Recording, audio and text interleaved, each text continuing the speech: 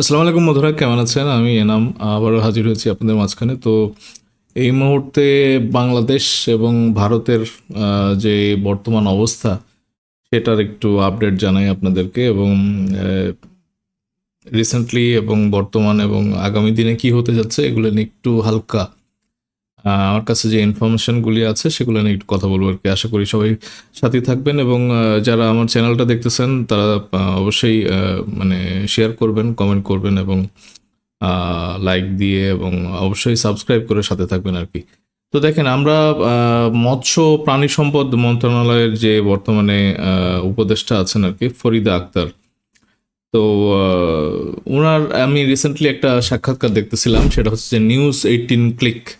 এটা CNN news 18, এইটা হচ্ছে তাদের চ্যানেলের নাম, এবং সম্ভবত এটা টেলিভিশন চ্যানেল একটা কলকাতা, মানে তাদের হয়তো বিভিন্ন ভাষাতেও আছে এরকম, হিন্দি বা অন্যান্য ভাষায় আছে। তো এটা একটা ইংরেজির মানে কি বলে ইন্টারভিউ ছিল। তো ওপারের মানে থেকে যিনি একটা দিদি, উনি ইন্টারভিউ নিচ্ছিলেন ফরিদা আক্তার ওনাকে।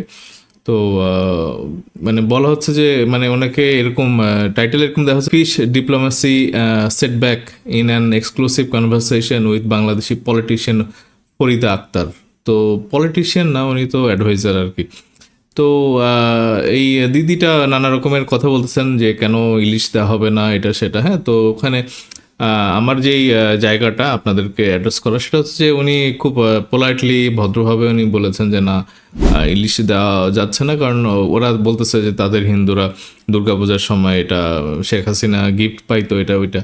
তো এগুলো সমস্ত কিছু বলার পরে উনি বলতেছেন যে এটা দিতে পারবো না, এবং এটা উনি খুব অ্যাপোলজি চাইলেন আর কি। হ্যাঁ, তো এটা হচ্ছে যে আমার মূল পয়েন্ট আর কি। তো ওখানে কার কাছে ফরিদ আক্তার অ্যাপোলজি চাচ্ছেন আর কি? আমরা আমাদের চাহিদা আগে পূরণ করব, এবং সেই চাহিদার পরে আমরা বিদেশে যেসব জায়গাতে আমাদের বাংলাদেশি ভাই বোনেরা বিভিন্ন জায়গাতে ছড়িয়ে ছিটিয়ে আছেন ওয়ার্ল্ডের বিভিন্ন জায়গাতে, সেসব জায়গাতে বড় বড় বাজার আছে।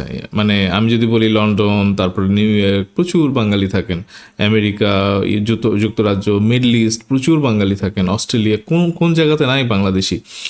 তো তাদের তাদের তো অধিকার আছে ইলিশ খাওয়ার আর কি। হ্যাঁ, তো এইটা আমাদের টপ প্রায়োরিটি, এবং তারপরে যদি কিছু বাঁচে তাহলে সেই ক্ষেত্রে হয়তো ভারত বা অন্যান্য দেশে যেতে পারে আর কি। এটা হচ্ছে যে আমি আগেও বলেছি আর কি। তো আমি আসলে এটা একদম সিম্পল ন্যারেশন। ওরা ইলিশের জন্য তো নিশ্চয়ই বন্দুক ধরবে না। তো আমি যদি ধরেও, তো এটা তো আমাদেরও বন্দুক আছে, আমরা ধরতে জানি। তো উনাকে আসলে অ্যাপোলজি চাইতে হবে কেন? তো ফরিদা আক্তার উনি আমাদের ডক্টর ইউনূসের একটা মানে ক্যাবিনেটের উপদেষ্টা। তো উনি যদি এরকম আবারও ওই মাথা নিচু করে, হ্যাঁ দুঃখিত, মাফ করে দিন, এভাবে উনি বলছেন যে মাফ করে দিন, কেন ভাই মাপ চাচ্ছেন কেন? এবং আমি আপনাদেরকে দেখেন এই ইলিশটার উপরে কেন্দ্র করে ওখানে তারা কিভাবে বর্ডার টর্ডার নিয়ে যাচ্ছে কিনা, ওরা একেবারে মানে প্রাইস কমায় দিছে আর কি বাজারে। এবং তারা, আমি অন্যান্য ভিডিও থেকেও দেখতেছিলাম যে তারা আবার উল্টা মানে বলতেছে, মাছের যারা ব্যবসায়ী, একটা মাছ বাজার দেখলাম, তো ওখানে একেবারে 150 টাকা 200 টাকা এরকম হাঁকতেছে আর কি। তারা বলতেছে যে বাংলাদেশে ইলিশ লাগবে কিনা। তো এটা আশ্চর্যজনক একটা ব্যাপার। এখানে কি আবার বর্ডার দিয়ে বেশি পরিমাণ পাচার হয়ে গেল কিনা, এটাও দেখার বিষয়। তো যারা বর্ডারে আছেন তারা শুধু মানে আওয়ামী লীগের প্রশাসনের লোকদেরকে ধরার মানে চাইতে এইসব দিকেও একটু খেয়াল রাখবেন যে আসলে কোন কোন জায়গা দিয়ে ইলিশ পাচার হয়ে যাচ্ছে। ইলিশটা আমাদের জাতীয় সম্পদ হয়ে দাঁড়িয়েছে, এবং এখন মানে একটা কূটনৈতিক যে উত্তেজনা সৃষ্টি হয়েছে ভারতের সাথে, এটা আমরা বলতে পারি। তো এটাকে আসলে দমন করতে হবে। ইলিশ যাওয়াটা ভারতে একেবারে যেভাবে নিষিদ্ধ করা হচ্ছে, ঠিক সেভাবে আপনারা বর্ডারও খেয়াল রাখবেন। তো আমি আরও একটা জিনিস আপনাদেরকে দেখাবো, সেটা হচ্ছে যে ভারতের মানে নৌবাহিনী, এখানে কালের কণ্ঠে একটা নিউজ আসছে, এটা 15ই সেপ্টেম্বর। তো এখানে বলা হচ্ছে যে বাংলাদেশ চীন ইস্যুতে ভারতের নৌবাহিনীর শীর্ষ বৈঠক। তো এইটা আমরা একটু দেখলাম যে ওখানেও মানে খুব ফলাও করে বলতেছে নৌবাহিনীর যে সদর দপ্তরে সব জায়গার তারা এখানে আসবে, এবং 4 দিন ধরে বাংলাদেশ নিয়ে মিটিং। কি করবে ভাই 4 দিনে? তো দেখেন, এখানে বাংলাদেশ চীন ইস্যু বলে কথা না, এখন বাংলাদেশকে নিয়ে তারা ওখানে খুব টেন্সড আর কি। তারা কিভাবে এই তাদের ওই যে নর্থ ইস্টের মধ্যে, মানে আমাদের সেভেন সিস্টার আমরা যারা যেগুলো বলি আর কি, সেভেন সিস্টারের মধ্যে মণিপুরে বিশেষ করে যেই দাঙ্গা ফাসাদ হচ্ছে, তো তারা আবার একটা লিঙ্ক খোঁজার চেষ্টা করতেছে। এবং আমি একটা দুইটা চ্যানেলে বাংলাদেশি ইউটিউবার তারাও বলতেছেন যে মানে কি বলে, কিছু মানুষজন, খুব অতি উৎসাহী মানুষজন মানে মণিপুরেও যেতে চায়। তো আমরা এর আগে দেখেছি যে কাশ্মীরেও মানুষজন যায়, প্যালেস্টাইনেও গেছে এসব স্বাধীনতাকামী মানে মুসলমানদের পক্ষে যুদ্ধ করার জন্য। তো মণিপুরে এখন আবার কারা যাবে, কেন যেতে চায়, আদতেও যেতে চায় কিনা সেটাও একটা দেখার বিষয়। বাট আমার কানে আসলো এরকম এরকম যে কিছু মানুষ যেতে যাচ্ছে। তো এটাকে আবার একটা ইস্যু বানায় ফেলবে। হ্যাঁ, ভারত এমন একটা মানে দুষ্ট প্রশাসন মোদির, তারা এটাকেও একটা ইস্যু বানিয়ে ফেলবে। এবং কোনো ক্রমে তারা ওই যে আনসারুল্লাহ এটা বলতেছে, কোনো ক্রমে হুজি হরকাতুল জিহাদ, কোনো ক্রমে যদি একটা দুইটা মানুষকেও তারা মণিপুরের মধ্যে এরকম পিস্তল টিস্তল নিয়ে আবিষ্কার করে, তো ভাই বাংলাদেশে আক্রমণ করা তাদের জন্য খুব সহজ হবে। এবং এই মুহূর্তে কিন্তু আমরা চাই না, মানে তাদের যে এই সহজ হয়ে যাওয়া জিনিসটাকে আমরা চাই না যে তারা সহজেই বাংলাদেশে ঢুকুক আর কি। এবং আমি আপনাদের আরও একটা নিউজ এর দিকে দৃষ্টি আকর্ষণ করবো, যে দেখেন ডক্টর শহীদুজ্জামান, মানে ওনাকে আমার প্রচণ্ড ভালো লাগে। উনি বরাবরই এত সঠিক মানে ন্যায্য কথা বলে আসছেন বাংলাদেশের জন্য। তো উনি ঢাকা ইউনিভার্সিটির প্রফেসর। তো এরকম একটা বৈঠকে উনি বলতেছেন যে ভারতকে ঠেকাতে বাংলাদেশের দরকার পরমাণু শক্তি। এবং উনি বলতেছেন যে পাকিস্তানের সাথে, আমাদের পুরনো শত্রু যারা ছিল তাদের সাথে আবার একটা পারমাণবিক ট্রিটি করা যায় কিনা। এবং এটা নিয়ে পাকিস্তানি কিছু চ্যানেলও খুব অতি উৎসাহী, কারণ জিন্না সাহেবের মৃত্যুবার্ষিকী এখানে পালন করা হয়েছে, যেটা নিয়ে আমি গতকালকে একটা ভিডিও বানিয়েছি যে আসলে পাকিস্তান তো জন্ম নিত না যদি মানে বাংলাদেশের একে ফজলুল হক সোহরাওয়ার্দী তারা যদি অ্যাক্টিভ না থাকতো আর কি। এবং এই 48 সালে উনি 11ই সেপ্টেম্বর উনি মারা গেছেন, কিন্তু তার মানে বাংলাদেশে ঢাকায় এসে উনি যে এরকম উর্দু চাই মানে রাষ্ট্রভাষাকে উর্দু বানানোর যে সব কথাবার্তা এবং যেভাবে উনি পোকিং করেছিল আর কি, তো সেটারই ফলশ্রুতিতে আমরা দেখছি যে 52-তে ভাষা আন্দোলন, তারপরে ওটাকে সূত্র ধরে আমরা 71-এর যুদ্ধ দেখেছি আর কি। তো তাদের এটা মানে ফাদার অফ নেশন হইতে পারে, কিন্তু এখন বাংলাদেশে যারা এটা মানে মৃত্যুবার্ষিকী পালন করলেন আর কি, এটাকে আবার ভারত এটাকে এনক্যাশ করলো এবং প্রচণ্ড পরিমাণ বাংলাদেশের সম্পর্কে তারা প্রোপাগান্ডা ছড়াচ্ছে যে বাংলাদেশ ইস্ট পাকিস্তান হয়ে গেল, এটা সেটা। তো এইগুলো আমরা কেন করছি?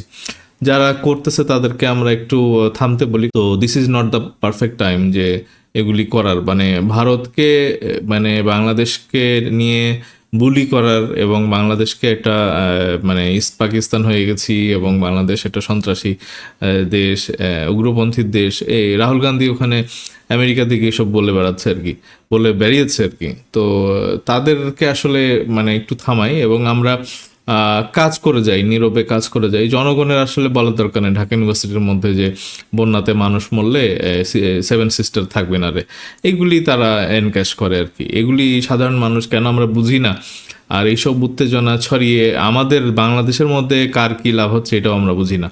তো ডক্টর শহীদুজ্জামান যথেষ্ট বলেছেন। আমি আমার আগের ভিডিওগুলোতেও বলছি যে বাংলাদেশে অ্যাটলিস্ট 2-3টা যদি পারমাণবিক বোম আমরা নিয়ে আসি এবং এগুলো যদি দিল্লির দিকে টার্গেট করে রাখা হয়, তো এখানে আমরা দেখব যে ভারত থেমে গেছে। তো আমরা জানি যে আমাদের মানে নিউক্লিয়ার একটা বোম বানানোর জন্য যেই রসদ ইউরেনিয়াম, সেটা তো আমাদের পাওয়ার প্ল্যান্টে ব্যবহারের জন্য আমরা রাশিয়া থেকে নিয়ে আসছি। তো এখন রাশিয়া মায়ানমারকেও চেষ্টা করতেছে যে তাদেরকে পারমাণবিক শক্তিধর একটা দেশ বানানোর জন্য। এবং এটা বলা হয় যে তারা হাফ পারমাণবিক দেশ অলরেডি হয়ে গেছে, তাদের ওখানে কাজ চলতেছে। তো আমরা রাশিয়ারও হেল্প নিতে পারি, আমেরিকার হেল্প নিতে পারি, বা এমন ডক্টর শহীদুজ্জামান বলতেছে যে আমাদের বানানোর দরকার নাই, যদি একটা ট্রিটি হয় যে বাংলাদেশে তাদের অ্যাটম বোম নিয়ে আমরা পার্বত্য চট্টগ্রামে বা উত্তরবঙ্গ যেখানে আছে সেখানে আমরা মানে করে রাখবো, তাক করে রাখবো, মানে ইনস্টল করবো আর কি। তো এটাও হয় আর কি। এবং দেখেন পাকিস্তানি চ্যানেলগুলা খুব জোরে সোরে এগুলো নিয়ে নড়ে চড়ে বসছে। তারাও এখন এটা একটু এনক্যাশ করতে চায়, মানে এটার সুযোগ নিতে চায়। তারা বলতেছে যে পাকিস্তানের অনেক হার্ড শর্ত আছে, কন্ডিশন আছে, এগুলাতে মানতে হবে এবং দুই দেশের কি বলে পররাষ্ট্রনীতি এক হইতে হবে, তারপরে প্রতিরক্ষা বিষয়গুলো এক হইতে হবে।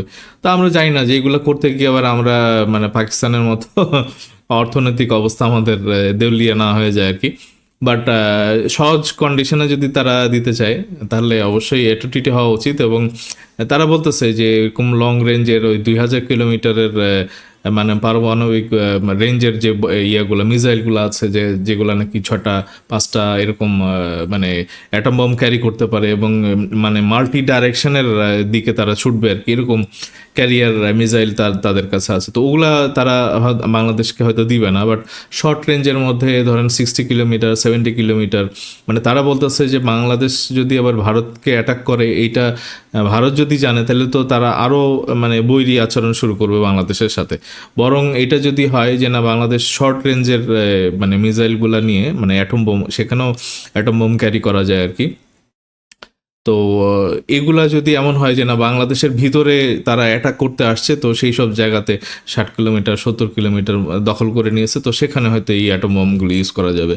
তো আমরা আসলে জানি না যে কোনটা সঠিক কোনটা বেঠিক, এখানে প্রতিরক্ষা বিশেষজ্ঞ যারা আছেন তারাই বলবেন। বাট এই সকাল সন্ধ্যা এই ডক্টর শহীদুজ্জামান যেভাবে বলতেছেন যে মানে আমাদের একটা মানে আতঙ্ক হওয়ারই জায়গা আছে প্রত্যেকটা ইস্যু নিয়ে। ভারত যেভাবে মানে সত্যিকে মিথ্যা এবং তারা কি বলে প্রোপাগান্ডা ছড়াচ্ছে এবং তারা মেক করতেছে, হ্যাঁ তারা তাদের যেই আওয়ামী লীগের মানে দলটা আছে বাংলাদেশে, মানে পোষা যেই দলটা আছে, তাদের মাধ্যমে নানা রকমের অরাজকতা সৃষ্টি করে তারা যে বাংলাদেশকে আবার আক্রমণ করার একটা চিন্তা করবে না, এটা মানে অনেকেই উড়াই দিচ্ছেন না। তো আশা করি বাংলাদেশের প্রতিরক্ষাকে মানে খুব একটা কঠিন দুর্গের মতো যেন আমরা সৃষ্টি করতে পারি। আজকে দেখেন ডক্টর ইউনূস এই প্রথম মানে সেনাবাহিনীদের সাথে সাক্ষাতের জন্য সেখানে গেছেন আর কি, ক্যান্টনমেন্টে আমরা দেখলাম তাকে। তো সাধুবাদ। এবং মানে বাংলাদেশে ভারতের রয়ের যারা বিভিন্ন সেক্টরে কাজ করতেছেন, তো তাদেরকে আইডেন্টিফাই করে তাদেরকে আবার জেলে নেওয়া বা তাদেরকে ইন্টারোগেশন নেওয়া এবং সেনাবাহিনীকে ক্লিন করারও কিন্তু আসলে সময় চলে আসছে। তো বন্ধুরা, আমার মনে হয় যে একটু সজাগ থাকি। ইলিশ থেকে শুরু করেছিলাম, ইলিশও কি বলে তাদের একটা মানে ব্যাপার যে আমরা দিতে বাধ্য আর কি। 70% ওয়ার্ল্ডের যে ইলিশের প্রোডাকশন সেটা বাংলাদেশে হয়, তারাই বলতেছে। তো আমরা মানে কি বলে আমাদের মানে অ্যাডভাইজার যিনি আছেন ওনাকে অবশ্যই অবশ্যই একটু সজাগ থাকতে বলবো। কারণ হচ্ছে যে ভারতের কাছে এই মানে ফরিদা আক্তার উনি যেভাবে ক্ষমা চাইলেন একটা টিভির মানে সাংবাদিকের কাছে আর কি, তো এটা খুব দৃষ্টিকটু লাগছে। আশা করি যে উনি ভবিষ্যতে খুব মার্জিত করে কথা বলবেন, উনি সুন্দর করে মার্জিত করেই কথা বলেন, বাট নতজানু হওয়ার কোনো সুযোগ নেই। ভারতের কাছে বাংলাদেশ দুঃখ প্রকাশ করার কোনো কারণ হয়নি, এবং আমরা অন্তত সরকারের পক্ষ থেকে কোনো অ্যাডভাইজার ভারতের কাছে কোনো কারণ ছাড়া দুঃখ প্রকাশ করবে, এটা আমরা সাধারণ মানুষ চাই না আর কি। তো বন্ধুরা, এখনকার মতো এইটুকুই, খুব তাড়াতাড়ি ফিরতেছি। ধন্যবাদ সবাইকে, আসসালামু আলাইকুম।